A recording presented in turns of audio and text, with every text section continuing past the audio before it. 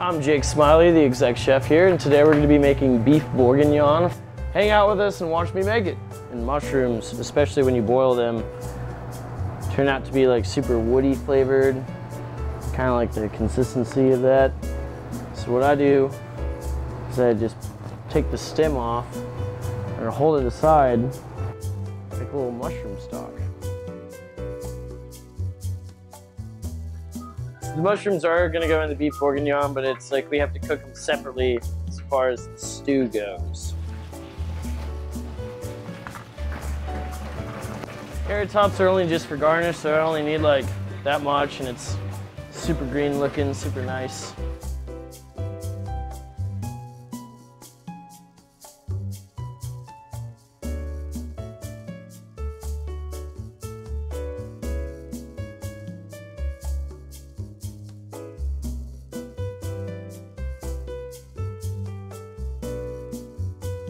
So when you're cutting an onion, I'm gonna go down to the bottom, so I go up, but I'm not cutting all the way through it. Same thing when I go through the top. It's gonna hold the whole onion together so I can move it around however I like. I need to come in.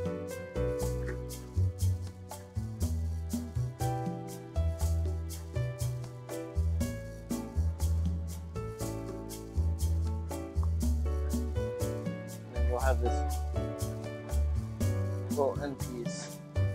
Just hold that on the side.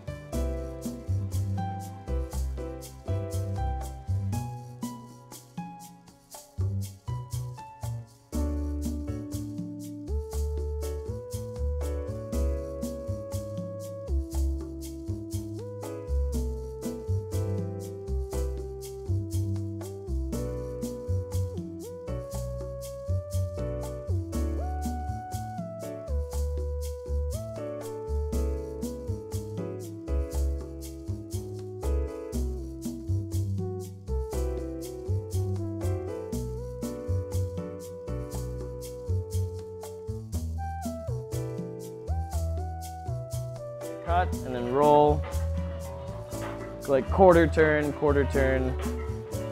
and that's how you make like the interesting shapes.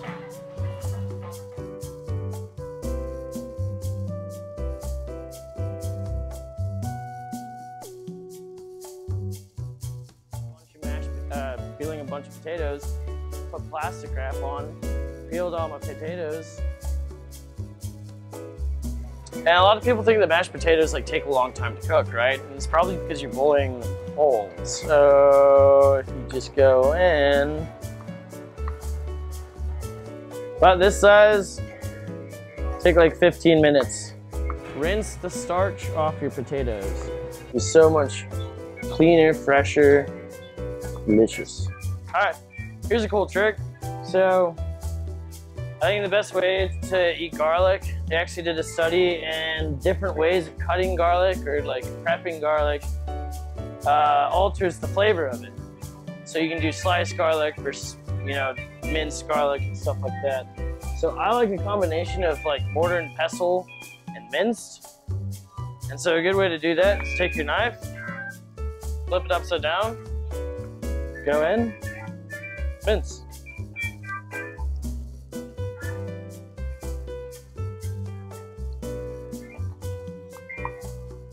And you just come back, flip your knife back over, and a little chop, chop, chop, chop, chop, chop, chop.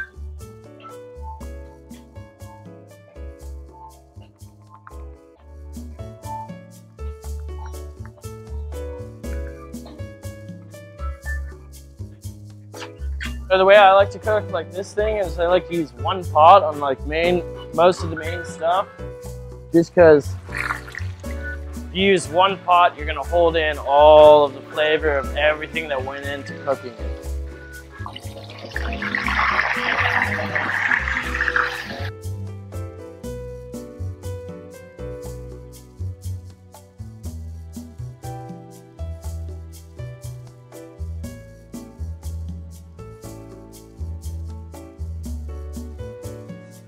Essentially, like that sizzling noise that you hear, it's the water inside the cell walls rupturing, and that's you know, quickly evaporating. That's the searing noise that you get when you sear meat.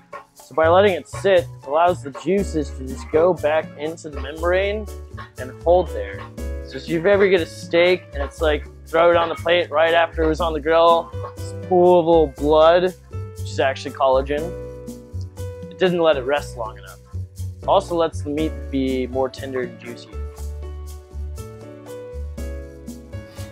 And I know some people are thinking, this bacon's too crispy for me, but I want it crispy because it's gonna have a lot of flavor and char stuff, and plus I'm throwing it in a braise. So it's gonna break down anyways. And that little char on it, a little burntness, it's gonna give it a lot of good flavor to it. Yeah, I got applewood. I like the flavor of it.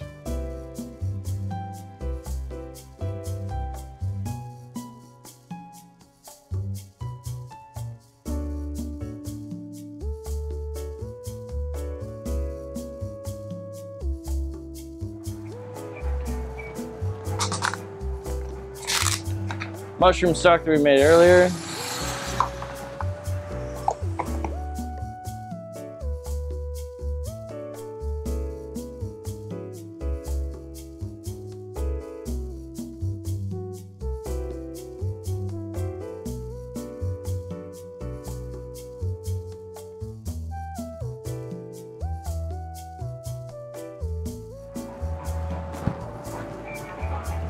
Go ahead. These out over here. Yeah, like I can pull that apart. Tweezers. That is gorgeous.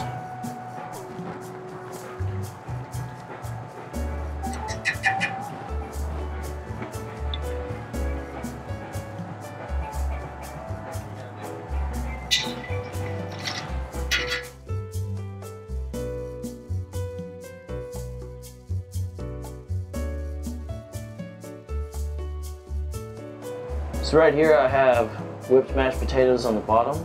There's mushroom duxelle.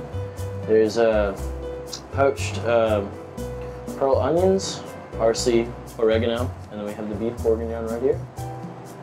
Final dish.